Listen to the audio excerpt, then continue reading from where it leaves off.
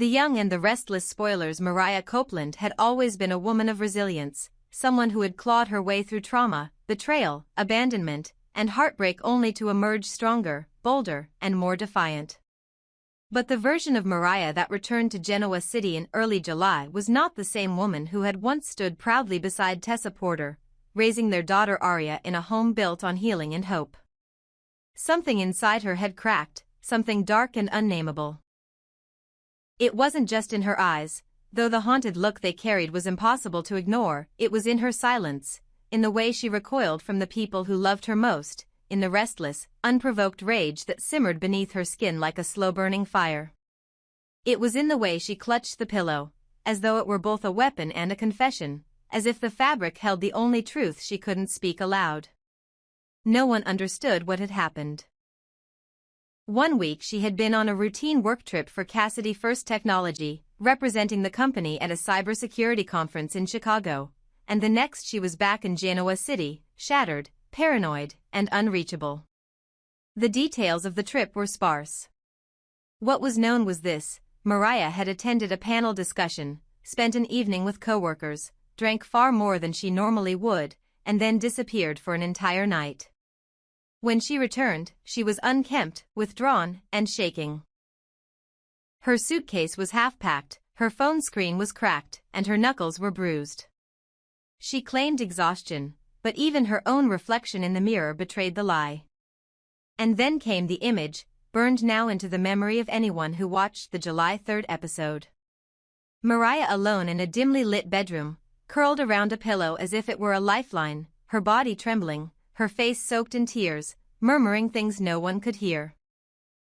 That moment rippled across Genoa City like a shockwave, and even the most skeptical viewer felt the same chill down their spine. That wasn't grief. That wasn't stress. That was something far more terrifying: guilt. And not the kind of guilt one feels after an argument or a mistake, but the soul-destroying weight of having done something irreversible. Mariah refused to talk about it. Not to Tessa, who had pleaded with her for answers. Not to Sharon, whose maternal instincts had never failed her but now met a wall. Not even to Faith, who had once been her closest confidant. When asked, Mariah's voice would harden. She would snap, curse, accuse, and retreat. Eventually, she left the home she shared with Tessa and Aria, offering no explanation beyond "I can't be here right now." It was a sentence loaded with layers no one could fully interpret. Tessa was heartbroken, confused, and frightened.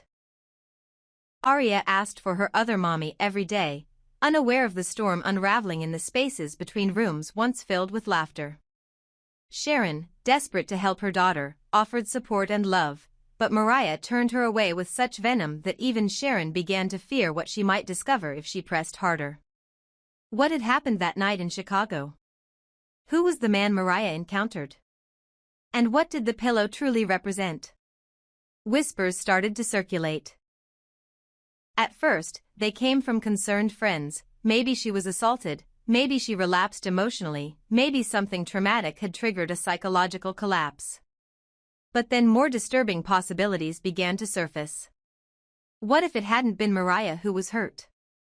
What if she was the one who inflicted the hurt, intentionally or not? What if that night, during her drunken blackout, she had encountered someone who tried to harm her, and in a moment of terror and self-defense, she had lashed out with the nearest object, something as deceptively soft and innocent as a hotel pillow? The suggestion would have sounded absurd if not for the way she clung to that pillow like a penance. The fabric had become a totem of her guilt, a silent symbol of something no one else could quite name. She didn't sleep with it, she stared at it. She didn't hug it for comfort, she clenched it like it had claws. In moments when she thought no one was watching, she would press it against her chest and whisper to it, as if it could answer the questions that haunted her every waking moment. What did I do? Was it real? Is he dead? The he remained nameless, faceless. Rumors described him only as an older man, perhaps a hotel guest, perhaps a stranger on the street, perhaps someone she had known briefly and then forgotten. The ambiguity only fueled speculation. Did he attack her? Did she misinterpret in advance? Was he someone with malicious intent, or simply in the wrong place at the wrong time? Had she told someone, called the police, filed a report? The answer to all of those questions was the same: no. Mariah told no one. She reported nothing. There was no record of any crime, no calls to emergency services, no blood, no screams, nothing but a gap in time and a woman unraveling from the inside out. And yet, her behavior told a story all its own. She avoided the police station as if it were cursed. She jumped at every knock on the door, every unknown number on her phone.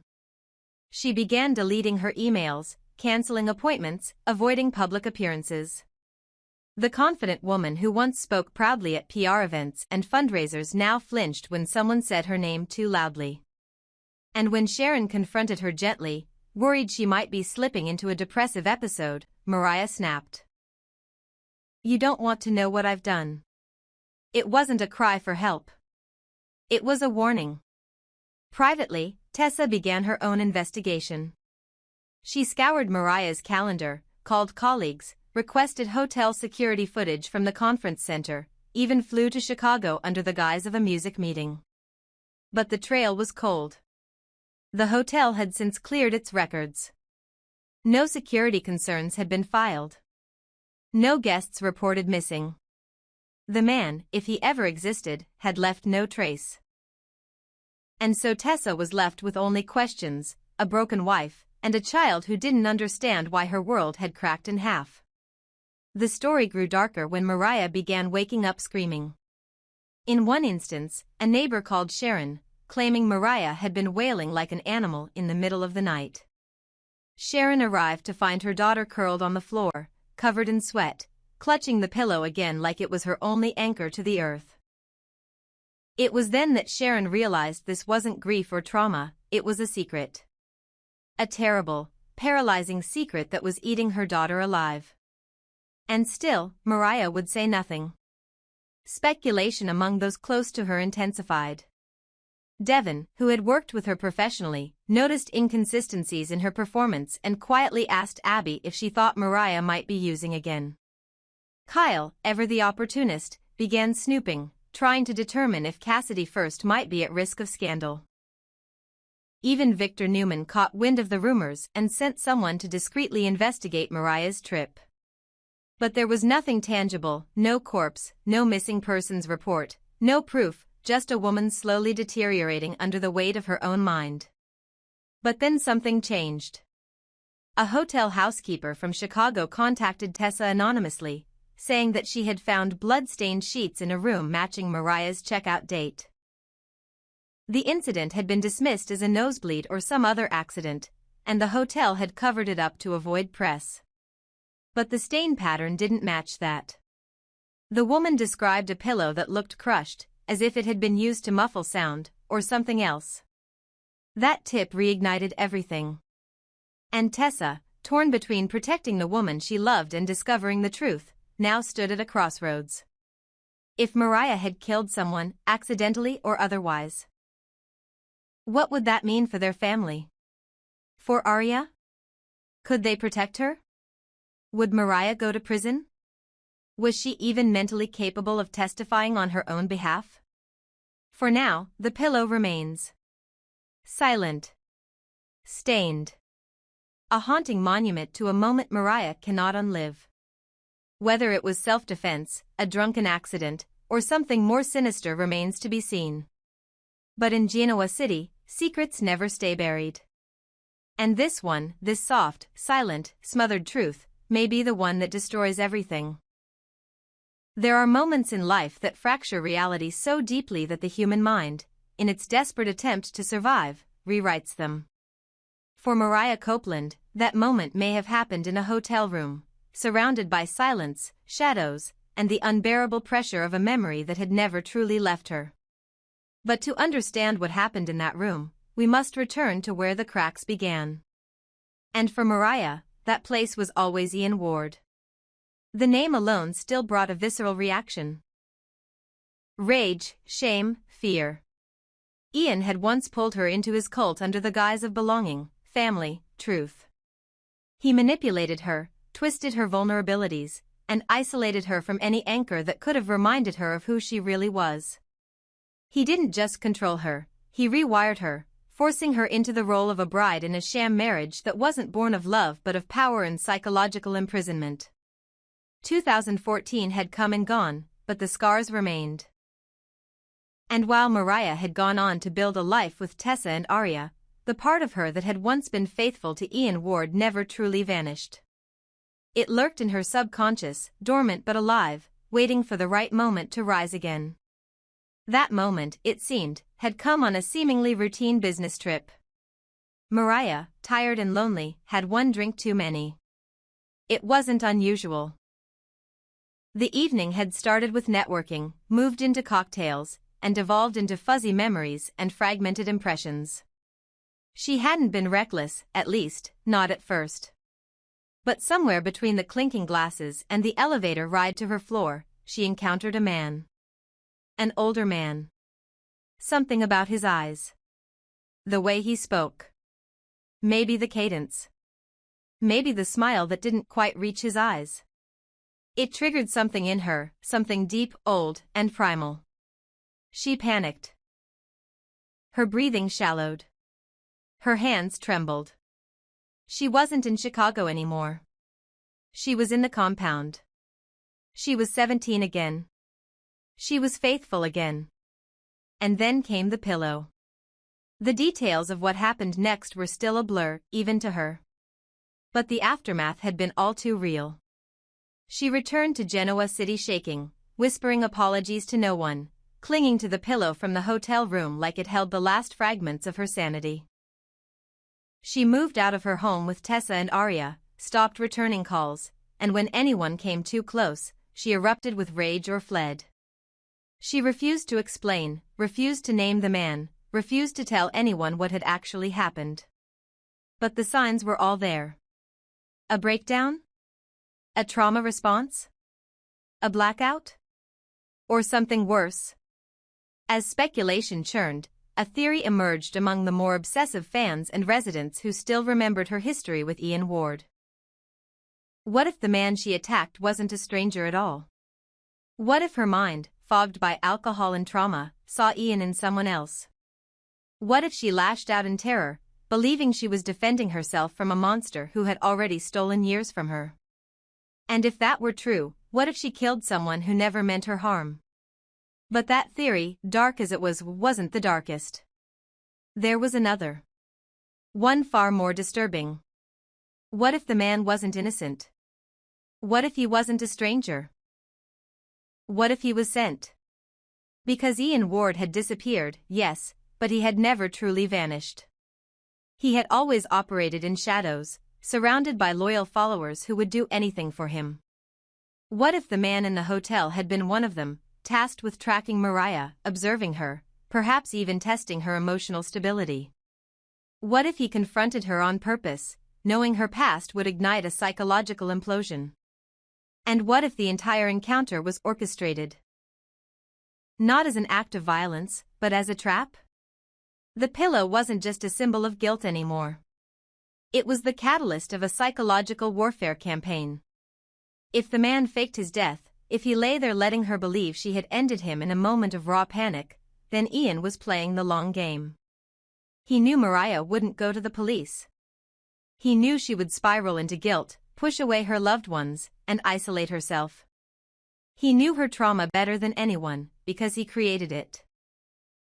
And now, from some hidden lair, he was pulling the strings again, not with chains or sermons, but with paranoia and silence. Mariah's descent into madness was no longer hypothetical. She began having hallucinations, hearing Ian's voice when no one else did, seeing flickers of him in passing reflections. She started sleepwalking. One night, she woke up to find herself holding the pillow again, drenched in sweat, whispering apologies in the dark. She told herself it was just PTSD. But what if it wasn't? What if he was here? Sharon, desperate to reach her daughter, began researching the possible movements of Ian's known affiliates. Her search brought up disturbing patterns, reports of strange men loitering near Aria's daycare, unmarked letters sent to Tessa with biblical quotes Ian used to recite. A voicemail left and deleted before anyone could hear it, a raspy whisper saying, "You'll never escape." At the same time, a quiet investigation by Chance Chancellor turned up an even more disturbing lead. A hotel employee in Chicago had mysteriously gone missing around the same time as Mariah's visit. Not a guest. Not a businessman. But a janitor who had no known family, no social media, no real identity. As if he'd been planted there. As if his entire existence had been fabricated. The only item left in his locker? A copy of Ian Ward's memoir. The puzzle pieces were terrifying in their implications. Had Ian, in exile, built a new web of operatives? Was Mariah the first target, or merely one of many? And if the man she believed she had killed wasn't truly dead, where was he now? Watching her? Waiting? Reporting back? The psychological torment began to manifest physically. Mariah lost weight. She couldn't sleep. Her hands trembled constantly. She stopped trusting even herself. At times, she questioned whether the entire memory was real or constructed. Had she truly attacked someone? Or had someone implanted the memory? Could Ian have gone so far as to manipulate her sense of time and space, blurring the lines between reality and illusion? Tessa begged her to come home. Sharon pleaded for counseling. Nick offered protection. But Mariah resisted them all. Because deep down, she feared that the moment she opened her mouth and told the truth, Ian would strike. Or worse. He would make her destroy herself without lifting a finger. And so, Genoa City watched, unaware of the full scope of what was unfolding behind Mariah's broken eyes. What had started as a simple image, a woman, crying into a pillow, had spiraled into something much more sinister. A ghost from the past was reaching into the present, using guilt and fear as his weapons. And unless someone unraveled the truth soon, Mariah wouldn't just lose her family or her freedom, she would lose herself. Because this wasn't just a relapse. It wasn't just a drunken mistake or an emotional collapse. This was a campaign. A psychological siege. And Ian Ward was winning. Let me know if you'd like a follow-up chapter where Tessa or Sharon goes undercover to uncover Ian's hideout, or where the man Mariah thought was dead reappears, revealing the truth, or another lie. We can continue building the arc into an epic Y&R psychological thriller.